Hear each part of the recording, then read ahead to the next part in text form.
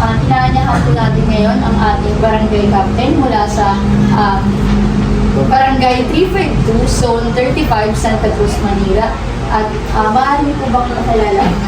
Ako nga pala si Chairman Roderick Suarez ng Barangay 352, Zone 35, Santa Cruz, Manila.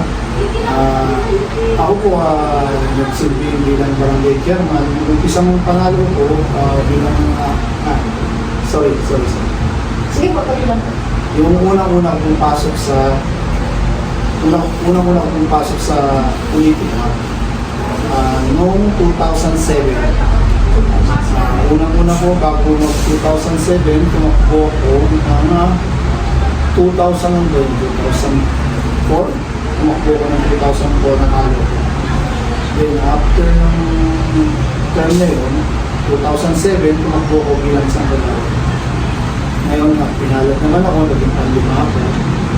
After nun, nasundan ulit, nanalo na naman ako ng kagawad ulit, first kagawad na. Then, pangatlong term ko po, first kagawad na ulit ako.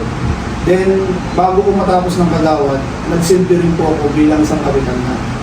Dahil yung kapitan po namin nung panahon na yun, 2 months na lang, 2 months, magto 2 months, nag-resign. So, nahabol yung term ko para maging kapitan. Then, after nun, tumakbo ulit ako ng kagawad. Doon ako nag-first kagawad ulit. Then, after ko mag-first kagawad, dahil wala na akong term, so, kailangan ko na tumakbo bilang sa German. Dahil yun ang gusto ng mga kaibigan ko, pamilya ko, yung mga tao sa paligid sa akin na naniniwala, yun po yung mga hinahapon ng mga panahon na yun. After po nun, naging chairman ako ng nanalo ko, naging chairman. Then, may nakalaban ako ng sumunod naman, tumakbo ko ng sunod na term, ito ng pangalawang term na ko, nanalo ulit ako. So, a second term na ako ongoing na. Congratulations po din sa inyong mahabang paglalakbay o journey bilang isang manglilingkod ng ating bayan. At nagagalak po namin na marami pong nagtitiwala sa inyong sumusuporta po. At ganoon din po kami nagpapasalamat dahil pinaulakan niyo po ang aming invitation. At pasensya na rin po sa abala. At ngayon po, meron po kaming 10 katanungan lamang po para sa inyo na maaari po niyong ipabahagi din po sa ating mga kabataan at kapwa po namin na mag-aaral upang makatulong din po, hindi lamang po sa aming mga estudyante, ganoon din po sa aming mga na sasakupan din po na dito sa aming pamilya. And umpisahan po ng aming bago po kami mag-umpisa, ipapakilala po ako nga po pala si RJ. Ako din po si Daniel Martinasio. Ako po si James Kapitina. Ang una po namin katanungan ay maaari niyo po bang ipaliwanag kung ano ang focus ng inyong plataforma and kung paano niyo po sustainable ito sa ating for your development goals here in your local government. Ang plataforma ko dito sa barangay, yung unang term ko, ginawa ko siyang peace tool, yung mga kabataan, sama-sama ko para maging maayos. Kasi masabi ko lang, yung history ng lugar namin ng panahon ng 2018, maaaring hindi ko alam. Dito sa lugar namin kasi kung nababalitaan nyo dati, yung Dimasalan Street. Yung Dimasalan Street, madalas nababalita na may mga jumper boys na tinatawag. Yung jumper boys, yun yung katulad yung sa road trip. Yung kumabalik sa truck, tapos pinukuha ng mga gamit. Yun ang unang-unang kong dinamagin sa pinanggal yun.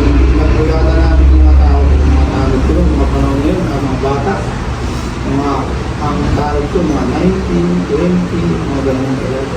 Kasi, Isang po sir. Yun po yung sarili niyo pong advocacy. yan yung mga advocacy about sa kabataan, sugan, hanggang sa pagtanda, hanggang sa senior. Kasi may rapat tayong advocacy yan lang sa wala lang, isang part lang ng eto lang, nakafocus ko lang sa kali. ang advocacy ko kasi sa tao. Para sa lahat. Sa tao. Kasi yung sa paligid naman, hindi naman natin kailangan dahil meron tayong local government yun na pwedeng tumulong. Yung sa tao sila. Yung ang advocacy ko, halaga. Pangalawa po, since yan na po yung nasa yung life, ano po yung nag-udyok sa inyo po para umpisahan ng parang nangyari po na sa Masalang State? Ano po yung nag-udyok sa inyo na para tigilan or start na natin tanggalin yung jumping voice? Mga Japanese. Nung napag-isip-isip ko na kailangan ako ng mga tao, nag-isip na rin ako paano ko silang gagawin. Ngayon, ginawa ko yan. Marami akong binago. Yung about dito sa barangay, yung mga jumper boys, sa barangay, marami akong binago dito sa barangay. Ito, yung barangay na ito, yung panahon na ito, araw nito. So, kaya ako napilitan tumakbo. Gusto niyo kung may pagbabago para Tapos may tao sa barangay kasi alam niyo po, sa totoo lang, marami sa barangay dito sa Manila, pagdating ng alas 12, alauna, alas 2, wala na kayong makukuha ng tao sa barangay, sa Manila. Natatapos sila ng alas 12, wala nang tao kapos. So, kami, kaya dito sa lugar na pinakukuha natin, may natutulog dito, 24/7.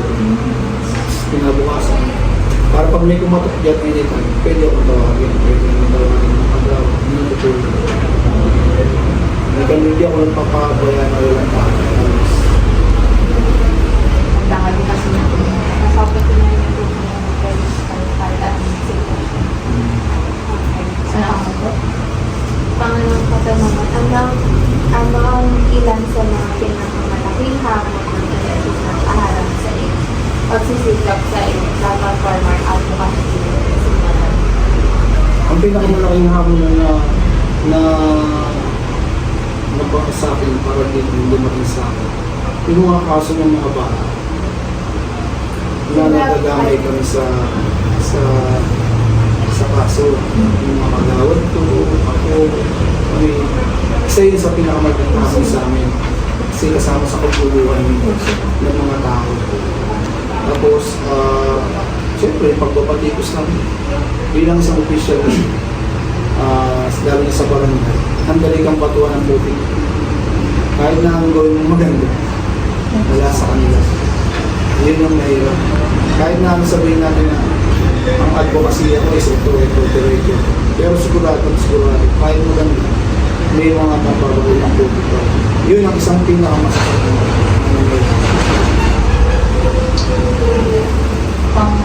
Salamat po sa inyong kasagutan at para po sa pang-apat na tanong, naman po si James. So, sa pangapat po naman, paano niyo po sinasagot ang iyong nasasakutan? Paano niyo po sinasagot ang iyong nasasakutan sa inyong advocacy?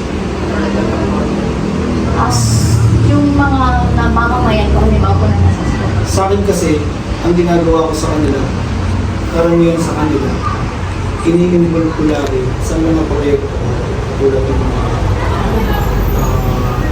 meeting, tapos kasi kami dito sa Manila, hindi lang sa Manila, sa lahat. Kasi prepared naman sa amin sa DILG na every 6 months, kailangan namin makapag-usap sa tao. Tatawagin namin sila para kung ano yung mga katanungan nila, open kami sumagot sa kanila. Ganoon kami dito sa Manila. So, para po sa kanilang tanong, maaari niyo po pang ibahagi ang inyong plataforma or advocacy na napagtagumpayan. Napagtagumpayan namin. Sa ngayon kasi, ongoing kami sa ginagawa ko na kada birthday ng senior, merong 500 sa akin. Galing sa amin. Sa pansarili namin ng discount. Bibili kami ng every birthday nila, 500, naliban sa LGU. Bibili ngayon, ang senior namin, actually, ang botante namin dito is umaabot kami ng 1,400. Kulang-kulang 1,400. So, ang senior namin, umaabot kami ng 250. Yun ang inaano namin. Ongoing, natapos ako ng 2 taon na ako natatapos. So, ongoing pa ako ulit itong sa mga senior ko. Then, yung sa mga kabataan naman, every month, first week of the month, meron kami meeting. Ongoing yun. Out. Maliban pa yun sa mga magbibigay. Check, bakit na kami meron kami dito. Para po sa mga anong mga strategy ginamit mo kung palagpasan yung mga hadlang sa platform ng sinasabi? Ang ginagamit kong estratehiya sa sarili ko, yung pagpakumbaba. Kasi bilang isang punong barangay, hindi mo kailangan maging malakas. Kasi hindi naman tayo kailangan na maging matapang, gusto, diba? Hindi ganun. Bilang isang punong barangay, kailangan lagi ka makukumbaba sa tao. Tumakbo ka bilang isang namumuno ng barangay na maayos. Dapat ka. Tapos, kahit na ano sabihin sa inyo ng tao, ginawa kang katulong. Ginusto mong pumasok dito eh. Ang isang punong barangay, sabi ko, walang katulong yun. Although may allowance kami, pero talaga katulong lang kami dito. Kailangan ibibigay lang namin sa tao kung hindi kailangan nila sa barangay. Kasi once na hindi ka nagbigay sa kanila ng magandang servisyo, wala kang mababala sa mga susunod.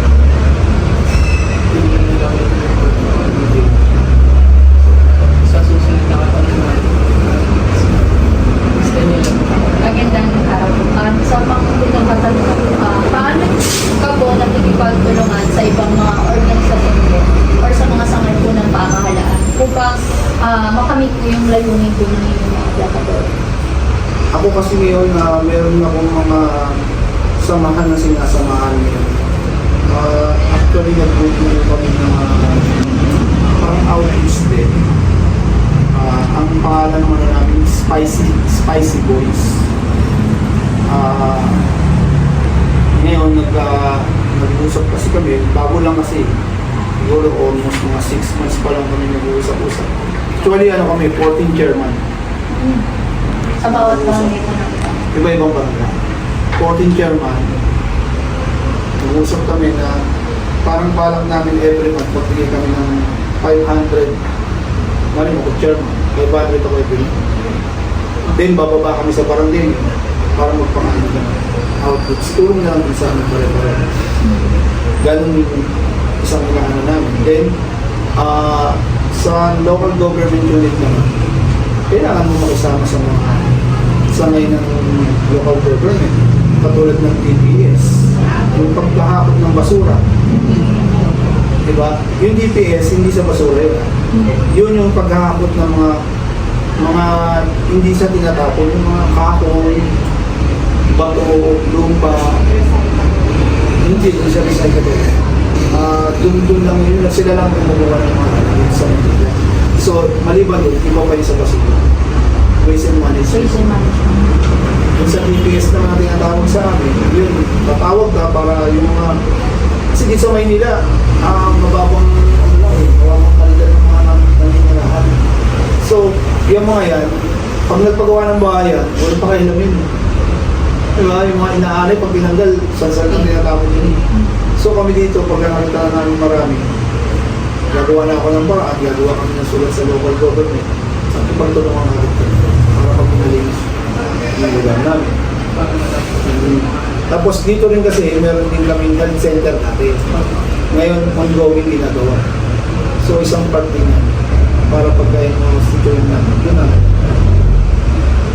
Maraming salamat. At sa pangmalong katanungan po, anong papel po ng edukasyon na ginaganapan po sa pagpapalaganap ng kamalayan at suporta po para sa inyong advokasya? Dito kasi yung edukasyon sa amin, medyo risky. Lalo sa mga kabataan, marami nito natambay. So, pinipilit namin silang pasok sa ALS. Tapos, Tapos meron din sa local. Kasi meron kasi kay Congressman ngayong bago. Yung pag gumraduate ka ng grade 11, pwede ka pumasok sa private school sa ng Congressman. Yun yung ngayon. Nag-alag siya ng 600 peso.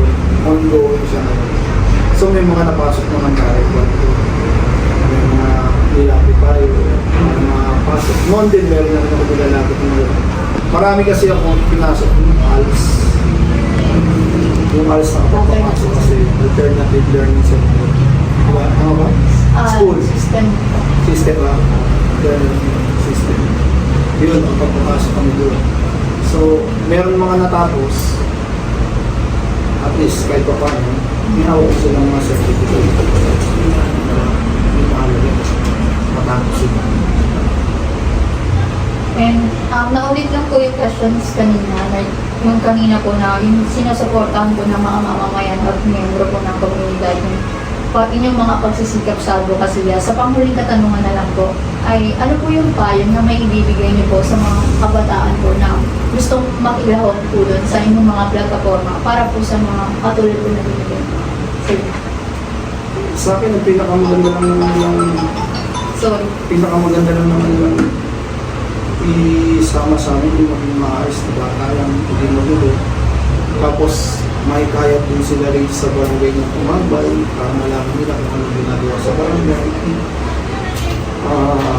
Tapos yung pag-aaral nila, kailangan tambay ka ng barangay, pag alanganin ng oras, hindi ka na. Kasi pagka yung dire-diretso ka sa barangay, yan, nasasabayan, medyo na hindi ka na makapag-aaral ng ayos. So, kami dito, hanggat maaari, hinihikayat namin lahat ng kabataan na maging maayos ng kapag-aaral mo po. Hindi lang naman sa akin. Sa kagandahan ng mga bata. Maraming salamat po. Thank you so much for share ng inyong journey, especially ng mga advocacy.